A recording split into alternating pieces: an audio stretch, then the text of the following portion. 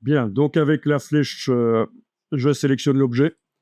Et alors, vous avez dans le menu Objet une fonctionnalité qui s'appelle Générer des UV. Mais c'est grisé, parce qu'en fait, notre objet est ce qu'on appelle une primitive. C'est une forme de base qui est inscrite en quelque sorte dans la carte graphique 3D de l'ordinateur. C'est une méthode pour que ça aille plus vite. C'est ce qu'on appelle les primitives 3D. Et on ne sait pas faire tout ce qu'on veut avec. Et donc, si on veut pouvoir utiliser des UV, à un certain moment, il faudra qu'on les exporte au format Photoshop, par exemple. Mais avant, il faut arriver à les générer. Et bien pour ça, en ayant l'objet sélectionné, vous devez utiliser l'icône ici, convertir en modèle standard.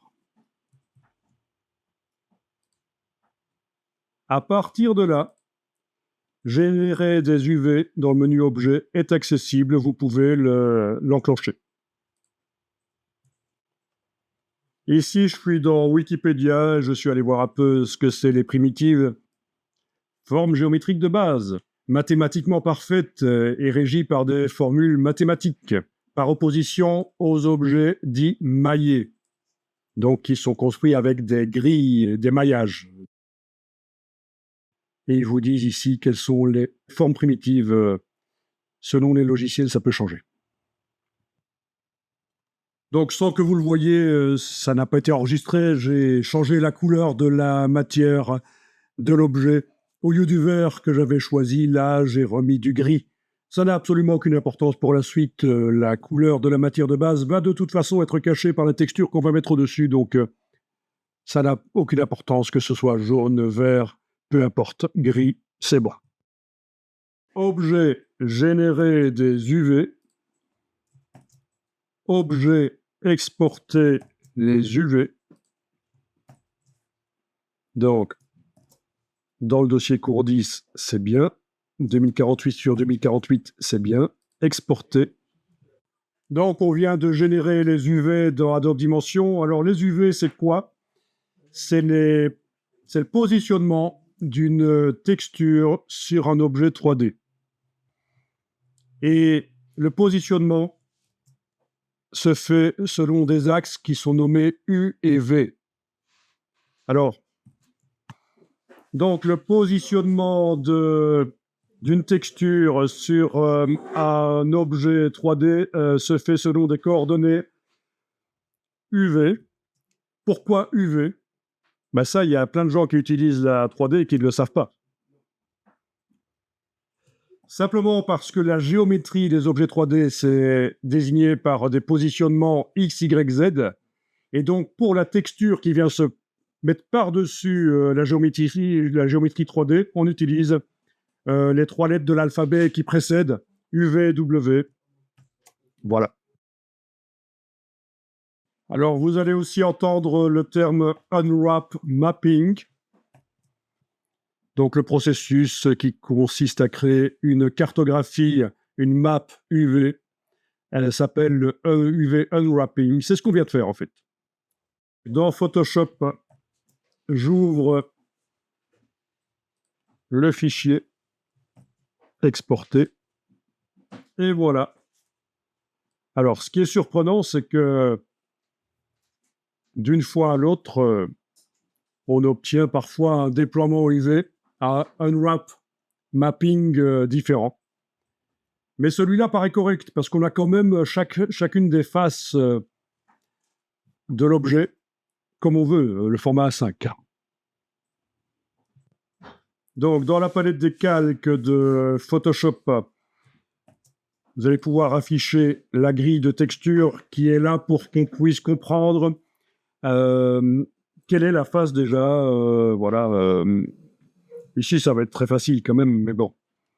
Pour des objets plus complexes, c'est des déploiements plus complexes, donc le principe reste le même. On affiche la grille de texture, on fait fichier enregistrer, on va dans dimension, donc commande tab sur le Mac, alt tab sur le PC pour passer d'un logiciel à l'autre. Et en ayant cet objet sélectionné, on va donc faire fichier importer, placer l'image sur le modèle.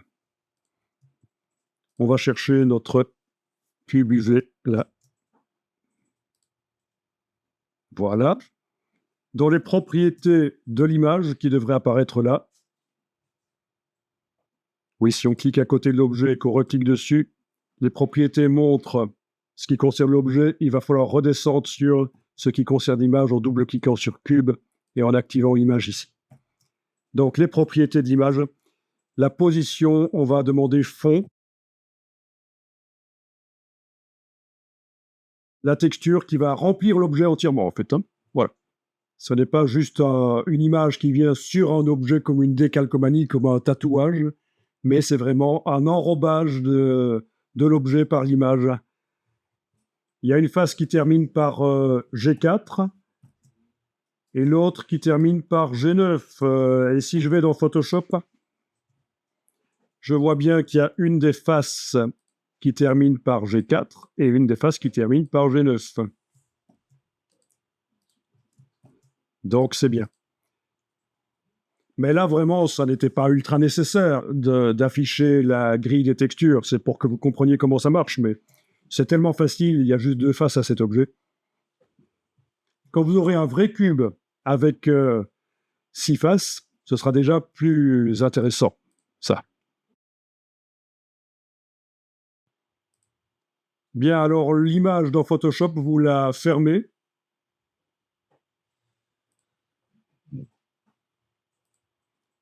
Et on est donc dans Dimension. Photoshop est toujours ouvert, mais j'ai juste fermé l'image dans Photoshop.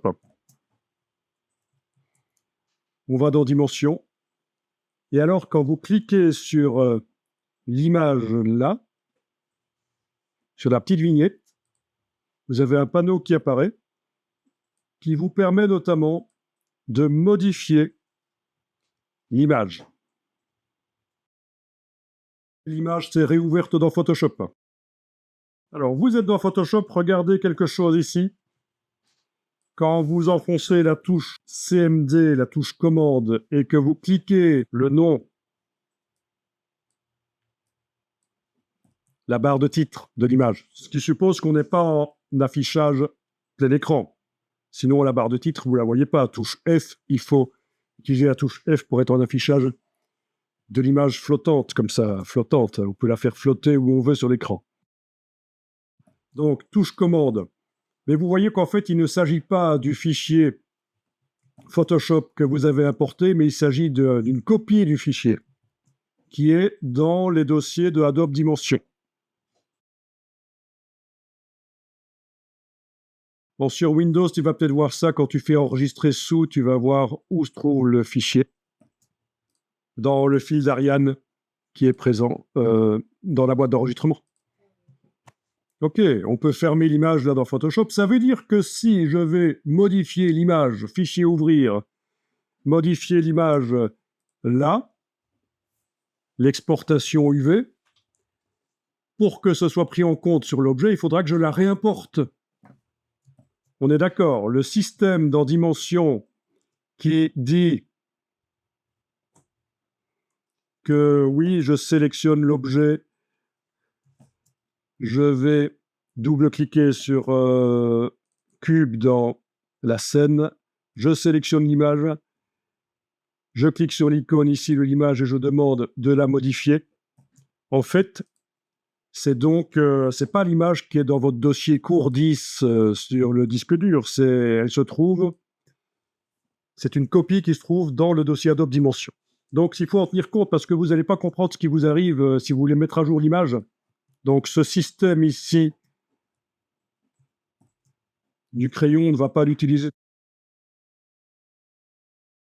Je vous rappelle que pour se débarrasser de la boîte ici, c'est la touche Escape. Donc voilà, vous êtes dans Photoshop, vous ouvrez votre fichier,